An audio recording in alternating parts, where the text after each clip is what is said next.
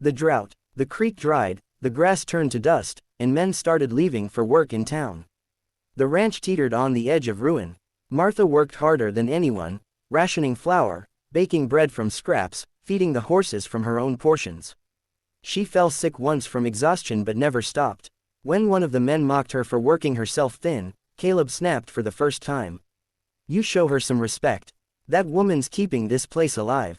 That night, when she brought him coffee, she whispered, "You didn't have to defend me, sir." He met her eyes. "You've earned more than defense, Martha. You've earned my respect. And then, quietly, you've earned my heart too, though I reckon you didn't mean to." Her hands trembled. "Don't tease me, Caleb Holt." "I'm not teasing." He set his cup down and took her rough, flour-dusted hand. "You said no one loves a fat girl. Maybe the world's blind, but I ain't. You've got more beauty in you than most folks ever will." Tears welled in her eyes.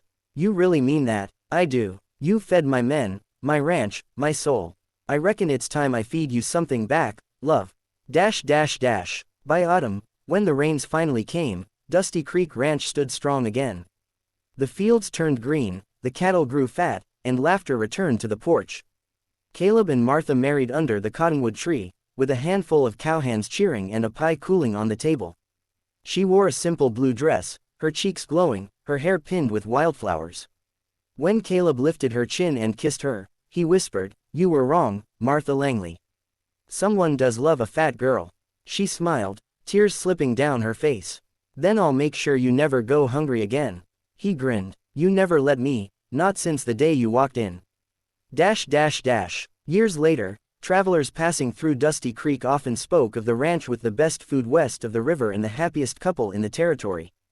They'd see a big woman on the porch, rocking slow, laughter spilling from her like sunlight, and a rancher who never looked at anyone else the way he looked at her.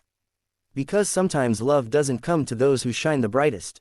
It comes to those who warm others quietly, one meal, one act of kindness, one brave whisper at a time. Of course, here's an extended version of the story with more depth, emotion, dialogue, and layered scenes, perfect for a 15-minute YouTube storytelling video. It dives deeper into Martha's hardships, her transformation, and the quiet but powerful love that grows between her and Caleb Holt. "No one loves a fat girl, sir, but I can cook," whispered the settler woman. The rancher's reply. The wagon wheels creaked against the rocky trail, slicing through the morning silence of the plains. Dust rose behind the lone traveler, a woman whose shadow swayed across the cracked earth. Martha Langley tightened her grip on the reins. Her fingers were blistered, her back ached, and the wind stung her cheeks, but she didn't stop. She couldn't. She had nowhere else to go. A sign up ahead, barely hanging from its post, read, "Dusty Creek Ranch." She whispered to herself, "Let's see if this is where my story begins, or ends." Inside the ranch yard, men stopped what they were doing. Some leaned on shovels, others whispered and laughed behind their palms. Martha climbed down from the wagon, her plain brown dress coated in trail dust. Her boots were worn thin, her hat pulled low. "Who's that?" one of the ranch hands muttered. "New cook, maybe," another smirked. "Don't look like she can keep up." Their laughter followed her as she approached the porch. At the door stood Caleb Holt, the ranch owner. Tall, broad, with a jaw set like iron and eyes that had forgotten how to smile.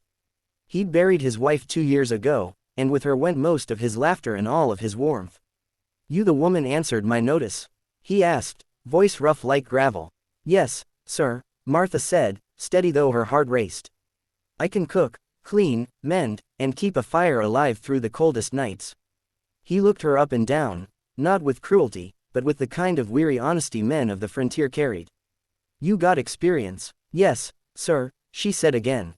Then, with a faint smile that almost trembled, she added, "No one loves a fat girl, sir, but I can cook."